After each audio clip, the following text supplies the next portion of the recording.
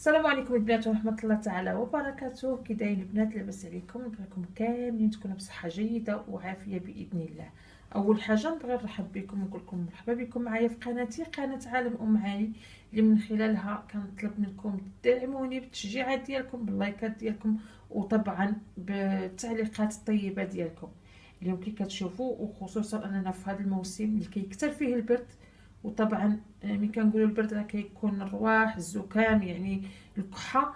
اليوم بواحد الطريقه اللي هي بسيطه وعمليه غادي نعطيكم سيرو طبيعي ودواء فعال للكحه، طبعا مع المداومه ديالو، بمكونات بسيطه موجوده نتاع الموسم. نتمنى تتبعوا الفيديو وتشوفوا المراحل. اذا البنات كي كتشوفوا عندي واحد المكون اللي طبيعي اساسي بالخصوص في فصل الشتاء، والدليل ان الله سبحانه وتعالى عطاه لنا في هذه الفتره. كنقولوا انه بارد، ولكن بالعكس انه هو اللي كيسخن الذات ديالنا. موسم المندرين اللي غادي منه نستخرجوا واحد السيرو طبيعي بطريقه بسيطه وايضا صحيه. غادي ناخذوا البنات المندرين ديالنا نقسموه، يعني غادي ناخذوا العصير ديالو، غادي نعصروا المندرين.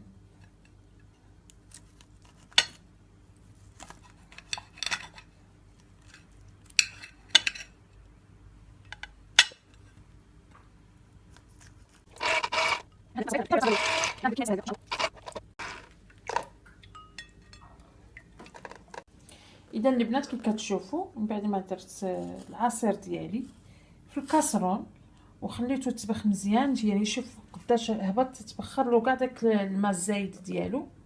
وغادي نزيد واحد المعلقه العسل. هنا البنات كتبقى الكميه نتوما وخاطركم، انا بالنسبه ليا كنبغي كل ليله نديرها، ما كنبغيش نوجد كميه كبيره.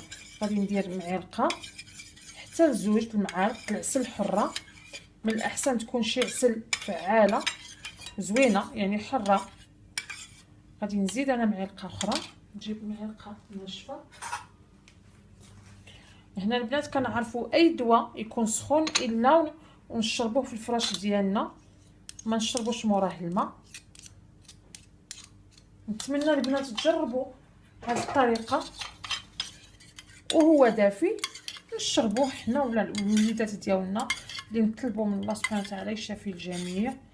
البنات هذه الطريقه كي قلت لكم فعاله ورائعه بالنسبه للسعال او الكحه.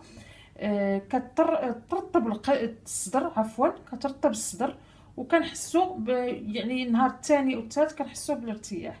نتمنى البنات الفيديو نتاع اليوم ينال الاعجاب ديالكم كالعاده. ما تنساوناش من اللايكات، الاشتراكات ديالكم، ونتلاقاو في فيديو مقبل ان شاء الله.